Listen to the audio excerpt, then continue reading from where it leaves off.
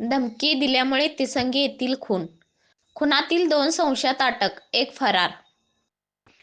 कवटेमंकाळ तालुक्यातील तिसंगी येथे काल घाटनांद्रे येथील सुनील शिंदे वय वर्ष 28 राहणार घाटनांद्रे यांचा अज्ञात व्यक्तीने डोक्यात दगड घालून खून केला होता. त्याचा तपास सुरू केला असता एलसीबी विभाग सांगली यांना या खुनातील संशयित मालगाव रस्त्यावर असल्याची माहिती मिळाल्यावर सापळा लावून पकडले असता अभिजित सर्जीराव जांभळे वय वर्ष 19 राहणार गुंडेवाडी तालुका मिरज व विनायक उर्फ बंडू बाळू मोहिते वय वर्ष 35 राहणार मंगसुळी तालुका अथणी जिल्हा बेळगाव अशी नावे सांगितली. खुनाच्या अनुषंगाने तपास केला असता विनायक मोहिते व सुनील शिंदे हे मित्र होते.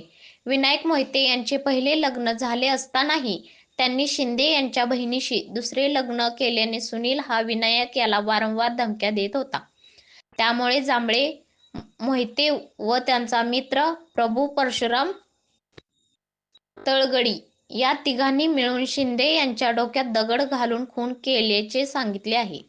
मोहिते व जांभळे यांना ताब्यात घेतले असून तळगडी हा फरारी असून त्यांचा शोध सुरू आहे.